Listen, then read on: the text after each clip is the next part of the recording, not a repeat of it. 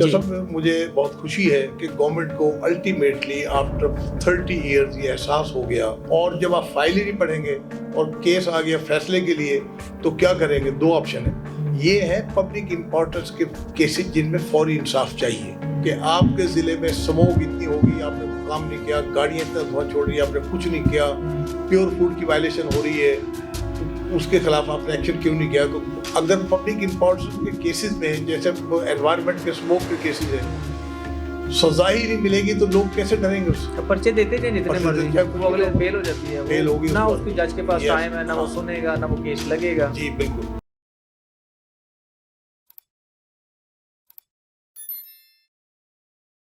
अस्सलाम वालेकुम जी, मैं हूं हसनैन चौधरी और हमारे साथ मौजूद हैं चौधरी कबीर अहमद खान साहब। इनसे एक सीरीज़ का सिलसिला हम चला रहे थे, लेकिन आज थोड़ा सा हटके हम एक टॉपिक पे बात करें क्योंकि 27वीं आईनी तरमीम के हवाले से जो है वो बाज़ चल रही है और ख़ास तौर पर उस पर जो है वो वर्किंग भी चल रही है, बहुत सारी गुफ्तगू भी लोग कर रहे हैं, बहस भी हो रही है कि क्या होने जा रहा है, क्या हो सकता है। और ख़ास तौर पर जो जुडिशरी के हवाले से चीज़ें हो रही हैं, क्योंकि ये मजिस्ट्रेट भी रहे हैं और इसके साथ साथ एडवोकेट भी हैं और प्रैक्टिस भी कर रहे हैं अपनी रिटायरमेंट के बाद भी। तो सर से हम जानेंगे कि ये जो पहले पावर्स थी जब ये मजिस्ट्रेट थे तब क्या पावर्स होती थी और अभी की पावर्स जो हैं, ये अगर इसको लॉ को चेंज करते हैं, आइन को तब्दील करते हैं या उसमें अमेंडमेंट करते हैं तो उसमें क्या फ़ायदा हो सकता है और क्या नुकसान हो सकता है। तो सर बहुत शुक्रिया टाइम देने का। बहुत मेहरबानी सर पहले तो हमें लोकल लॉज के हवाले से हमें बताएं, जैसे मतलब अभी अब हम डिस्कस कर रहे थे। जी सर, मैं बताता हूँ। सब मुझे बहुत खुशी है कि गवर्नमेंट को अल्टीमेटली आफ्टर 30 इयर्स ये एहसास हो गया कि मैजिस्ट्रेसी को बहाल किया जाए। क्यों हो गया?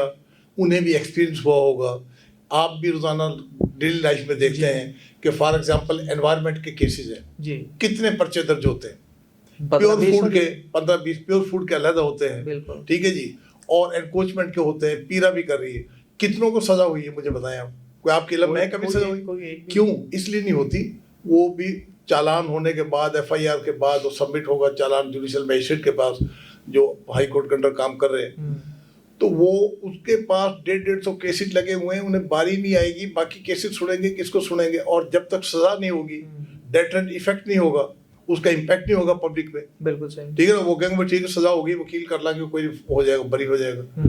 तो इसलिए इनका करना, आप देखें मैं आपको पिछली बताता हूँ, इसमें लोड भी तो पड़ता है ना। मतलब देखें डेली के अगर 50 पर्चे लोकल लॉज के हैं, FIR का नंबर बढ़ेगा, नंबर भी बढ़ गया, क्राइम रजिस्ट्रेशन बढ़ गई और फिर पुलिस पे बोझ आया, उन्होंने चालान बनाना है, वो पेश करना है, जुडिशरी पे ऑलरेडी अंडर बर्डन है। बिल्कुल ऐसे, क्योंकि इस वक्त हमारे जितने सिविल लिटिगेशन है चौधरी साहब, उनके साथ फौजदारी भी मिला ले तो एक सिविल जज या मैजिस्ट्रेट के लिए इम्पॉसिबल है कि सारे केसेस जो एक दिन लगे उन्हें सिर्फ ऑर्डर शीट लिख सके। 150 केसेस ह्यूमनली इम्पॉसिबल। बिल्कुल सही। अगर 5 मिनट भी एक केस के लिए लगाए तो कैसे करेंगे, जबकि बहुत सारे केस में टाइम लग जाता है। अब उसका होता क्या है, वो रीडर साहब अपनी मर्जी से डेटे देते हैं, बिल्कुल ऐसे, वो साइड पर डेट लिख लेते हैं, एडजमेंट ऑर्डर बाद में लिखते हैं, बिल्कुल ऐसे। कुछ वकील जो है वो एविडेंस लिखवा रहे हैं, वो असिस्टेंट लगा दिए, वो अलग लिख रहे हैं एविडेंस, उसको सिविल जज को पता ही नहीं क्या हो रहा है, क्या हो रहा है। जब तक मैजिस्ट्रेट, प्रिजाइडिंग ऑफिसर्स, जज खुद अपने हाथ से एविडेंस ना लिखे, उसे फैक्ट्स का पता ही नहीं होता, क्योंकि दिमाग में एक चीज चल रही होती है, माइंड बढ़ रहा होता है कि ये मुद्दई सही कह रहा है या गलत कह रहा है। जैसे जैसे एविडेंस आती है दिमाग में एग्जामिन कर रहा होता है, और जब केस राइप होता है फिर फैसला करने बैठता है, तमाम चीजें सामने आ जाती है। क्यों? उसने अपने हाथ से लिखी होती है एविडेंस, बिल्कुल सही। और जब आप फाइल ही नहीं पढ़ेंगे और केस आ गया फैसले के लिए तो क्या करेंगे? दो ऑप्शन है, या आप रीडर से पूछेंगे क्या करना है, या वो जो वकील है वो हिंट दे देगा क्या होगा, या आप पूरा पढ़ेंगे नहीं, फैसला करेंगे तो सही नहीं होगा फैसला। तो मतलब ये है कि अब हमारे गवर्नमेंट किस काम के लिए? गवर्नमेंट इस काम के लिए पब्लिक को रिलीफ देना है, बिल्कुल, जिसमें गवर्नमेंट की ड्यूटी है, उन्हें सेफ्टी चाहिए, उन्हें प्रोटेक्शन चाहिए टेररिज्म से, उन्हें चीज़ें कंट्रोल रेट पे मिलनी चाहिए, लॉ एंड ऑर्डर सही हो, ये है ना गवर्नमेंट का बेसिक फंक्शन। अगर गवर्नमेंट लोगों को ये बुनियादी फंक्शन मुहैया करने में नाकाम है तो गवर्नमेंट का मकसद पूरा नहीं हो रहा। बिल्कुल सही। सबसे पहले बात यह है कि जो भी महंगाई, तो फॉर एग्जांपल वर्ल्ड ओवर है थोड़ी बहुत, लेकिन महंगाई भी उस हद तक रहनी चाहिए जहां तक, अब यहाँ तो ये होता है कोई चीज़ आप लेने जाएं, कल आप लेके गए कोई चीज़ फर्ज को 300 रुपए की, अगले दिन 350 की मिलेगी। बिल्कुल ऐसे। लफ्ज क्या है, और जी महंगाई बड़ी हो गई, कोई मैकेनिज्म नहीं, सिस्टम नहीं है ना, कैसे हम तय कैसे करें कि महंगाई हो गई। और जो महंगाई करता है उनकी कुछ अकाउंटेबिलिटी नहीं है, उन्हें सजा नहीं मिलती। इसलिए सजा देने के लिए, प्रॉपरली फैसला करने के लिए फिर कुछ केसेस ऐसे हैं ऑन स्पॉट चाहिए जिनकी जजमेंट। बिल्कुल ऐसे ऑन स्पॉट। अब सिविल जज तो जाके मौके पर फाइन नहीं करेगा मौके पर, बिल्कुल ऑन स्पॉट मैजिस्ट्रेट कर सकते हैं। फॉर एग्जाम्पल एनक्रोचमेंट का है, गवर्नमेंट के वार्निंग के बावजूद भी उसने रिमूव नहीं की, तो मैजिस्ट्रेट जाएगा जिसके पावर है, वहीं पर कारपोरेशन का बंदा होगा, वो चालान पेश करेगा, उसे सजा जो भी करना उसे कर सकते हैं। जुर्माना कर सकता है, 2 दिन के लिए कैद कर सकते हैं उसे, कुछ भी कर सकते हैं। वो समरी ट्रायल के तौर पे कर सकते हैं। ये है पब्लिक इंपॉर्टेंस के केसेस जिनमें फौरी इंसाफ चाहिए। अगर पब्लिक इंपॉर्टेंस के केसेस में, जैसे एनवायरनमेंट के, स्मोक के केसेस है, सजा ही नहीं मिलेगी तो लोग कैसे डरेंगे उससे। पर्चे देते जाए जितने मर्जी, वो अगले बेल हो जाती है, बेल होगी, ना उसको जज के पास टाइम है, ना वो सुनेगा, ना वो केस लगेगा। जी बिल्कुल। तो पहले देखें मैजिस्ट्रेट के पास जो सब मर्डर केसेस आते थे, उसे कहते हैं सेशन सुपुर्द कर रहे हैं, वो उनके ट्रायल एविडेंस रिकॉर्ड करते थे उनकी, फिर वो देखते थे कि अब ये फिट केस है, एविडेंस पूरी है, तो उसे सिक्रूटरी कर लेते थे, फिर सेशन सुपुर्द कर देते फॉर ट्रायल। तो मैजिस्ट्रेट का इतना होता। अब 377 के केसेस जो सॉडमी है, मैजिस्ट्रेट फर्स्ट क्लास हम ट्राई करते रहे। 326 के केसेस बतौर मैजिस्ट्रेट फर्स्ट क्लास करते रहे। चले गवर्नमेंट ने उनकी सजा बढ़ा दी। कितने लॉज थे उस वक्त जब आप लोग करते रहे? कौन से केसेस ऐसे थे जो आप करते रहे? हम ये करते ना, मंशियात के केसेस भी हमारे पास आते थे। अच्छा। बाद में गवर्नमेंट ने वो एनहांस कर दी उनकी पावर के 10 ग्राम से ज्यादा का एडिशनल सेशन का ट्राइबल होगा। वो ठीक है, गवर्नमेंट का अख्तियार है, सजा बढ़ा दी, जिसकी सजा बढ़ जाती है ऑटोमेटिकली उनका ट्राइबल हो जाता है। इसी तरह ये 326 का केस, वो इस्लामिक लॉज के मुताबिक उसको सेक्शन और आ गया, वो 324 वगैरह कर दिया, वो सेशन ट्रायल हो गए। 377 का सेशन ट्रायल हो गया।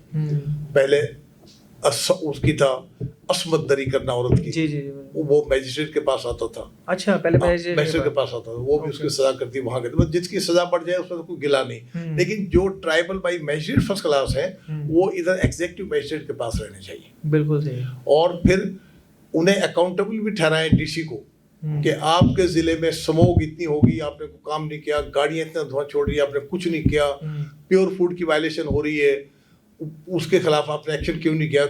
अरे सर जी, पहले जो मजिस्ट्रेसी थी, जैसे आप रहे हैं, उसमें क्या क्या कितनी इंपॉर्टेंस थी, और दूसरा केसेस कौन से थे जो आप उधर मौके पे कर लेते, तो पावर्स क्या थी आपके पास? पहले इलाका मजिस्ट्रेट इतना पावरफुल था कि एक तो पब्लिक डरती थी कि मैजिस्ट्रेट किसी वक्त भी आके मौके पे फाइन या जुर्माना कर देगा, सजा दे देगा।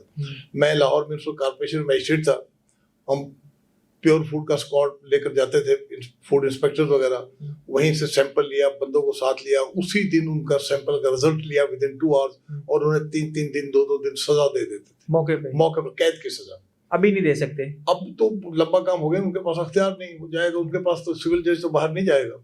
अब मैं अभी वो FIR दर्ज होगी, फिर वो अदालत में जाएगी, फिर वो देखेगा। अब पहले का मैं आपको बताता हूँ, उसका वो इफेक्टिव इतना होता था पब्लिक के साथ। मैं आपको 2 मिसालें देता हूँ। जब 1977 में PNA की तहरीक चली, मैं शेखपुरा में अदालत करता था, और फिर सांगला हिल में इलाका मजिस्ट्रेट था, वहां जाता था, वो वेट करते थे जब तक मैं नहीं जाता था, जुलूस नहीं निकालते थे गिरफ्तारी देने के लिए गवर्नमेंट के खिलाफ। मेरा इतना लाजम था उनके साथ।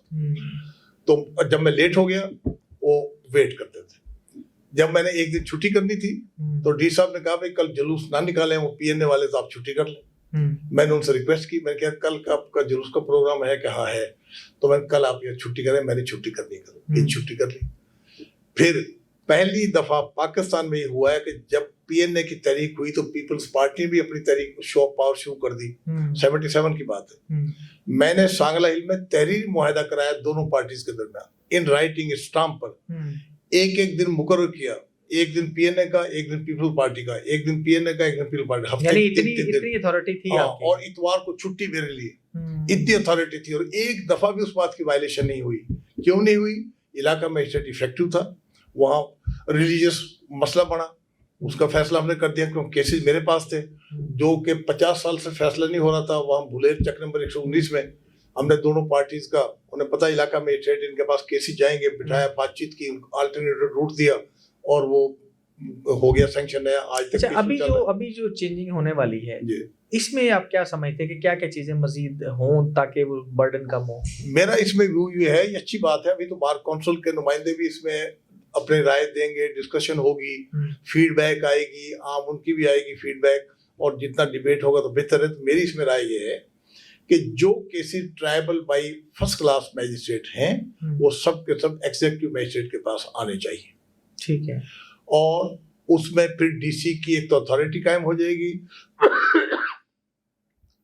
बेहतर लोगों को रिलीफ जल्दी मिलेगा, प्राइस कंट्रोल का इफेक्ट होगा। प्योर फूड, अब देखें प्योर फूड का मुझे याद आ गया, पंजाब फूड अथॉरिटी बड़ा काम कर रही है, रेड्स करती है, उनका दूध जाया कर दिया, सजा किसको हुई? किसी को नहीं। तो भी यही बात है, गाड़ियां बंद पड़ी, गाड़ियां बंद पड़ी है, सजा पड़ी है, क्या ये तो कोई तरीका नहीं? जस्ट उनका काम भी रोक दिया उनका। चलो जो आदमी गलत काम कर रहा था आपने उसका दूध जाया कर दिया, उसका आप चालान कर दें, केस बढ़ा दें, गाड़ी दे, अपना काम तो करें दोबारा।